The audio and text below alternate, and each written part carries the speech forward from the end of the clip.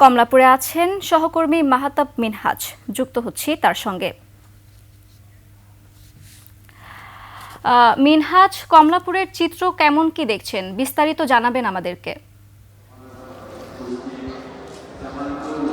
আপনাকে ধন্যবাদ। আসলে আপনারা জানেন যে আসলে রাত 2:30 বাজে মঙ্গলবার মধ্যরাতে আসলে কিন্তু আপনার হচ্ছে উপদেষ্টার সঙ্গে যে রেল উপদেষ্টা আছেন তার সঙ্গে আসলে যারা ধর্মঘট করেছেন আসলে তাদের দীর্ঘ একটি বৈঠকের পর মধ্যরাতে কিন্তু তাদের যে ধর্মঘটটি প্রত্যাহার করেন রেলওয়ের যারা হচ্ছে আন্দোলনরত তাদের মুখপাত্র মুজিবুর রহমান।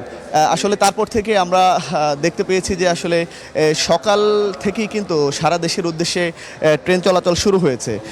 ট্রেন চলাচল আসলে শুরু হলেও আমরা যেই চিত্রটি দেখতে পেয়েছি এসে এখানে আসলে প্রথম যে ট্রেনটি যায় আসলে রাজশাহীর উদ্দেশ্যে ধূমকেতু এক্সপ্রেস, সেটির পরে কিন্তু অন্য ট্রেনগুলো শিডিউল বিপর্যয়ে পড়েছে বলে আমরা আসলে এখানে যারা অপেক্ষমান আছেন তাদের কাছ থেকে আমরা জানতে পেরেছি যে আসলে সকাল 7টায় সময় দেওয়া হলেও প্রায় 1 ঘন্টা দেরিতে চট্টগ্রামের উদ্দেশ্যে যাত্রা শুরু করে সোনার বাংলা এক্সপ্রেস। আর কক্সবাজার গামী যে পর্যটক এক্সপ্রেসটি রয়েছে আসলে সেটি প্রায় 2.5 ঘন্টা পর কিন্তু আসলে কক্সবাজারের উদ্দেশ্যে রওনা শুরু করে।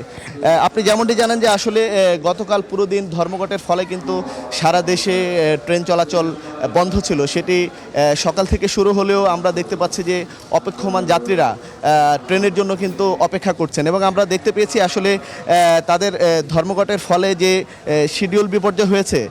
তারপরে কিন্তু আমরা দেখেছি বুধবার সকাল থেকে দূরপাল্লার যে কমিউনিটি ট্রেন আছে, কমিউটার ট্রেন, আসলে সেই ট্রেনের টিকিটও কিন্তু আমরা কমলাপুর স্টেশনে এসে দেখেছি কিন্তু এখান থেকে বিক্রি হচ্ছে।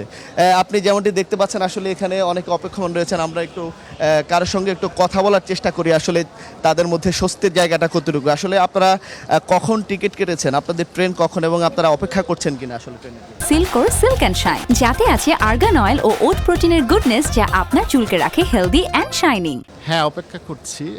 আমরা আসলে নাটোর যাব, বুড়িমারি এক্সপ্রেসের টিকিট কেটেছিলাম অনলাইনে, তো সেটা ক্যান্সেল হয়ে গিয়েছে। পরবর্তীতে আমরা কাউন্টার থেকে রংপুর এক্সপ্রেসের টিকিট নিয়েছি, সেটা সকাল 9:10 ছিল, বাট এখনও প্ল্যাটফর্মেই আসেনি, কয়টায় যাবে। আপনি যেমনটি শুনতে পেয়েছেন আসলে এই যাত্রীও কিন্তু সেই ট্রেন শিডিউলের যে বিপর্যয়ের বিষয়টি তিনিও কিন্তু এটাতে আসলে ভুগছেন। আসলে আমরা এখানে এসে মোটামুটি গতকালের চেয়ে আজকে কিন্তু আমরা স্বস্তির খবরই দিতে পারছি। আসলে যাত্রীরা কিন্তু যেতে পারছেন ট্রেনের মাধ্যমে তাদের নির্দিষ্ট গন্তব্যস্থলে। এ ছিল এখান থেকে শেষ। মিনহাজ, ধন্যবাদ আপনাকে। দর্শক, কমলাপুর থেকে সরাসরি যুক্ত ছিলেন আমাদের প্রতিনিধি, জানাচ্ছিলেন ট্রেন চলাচলের খবর।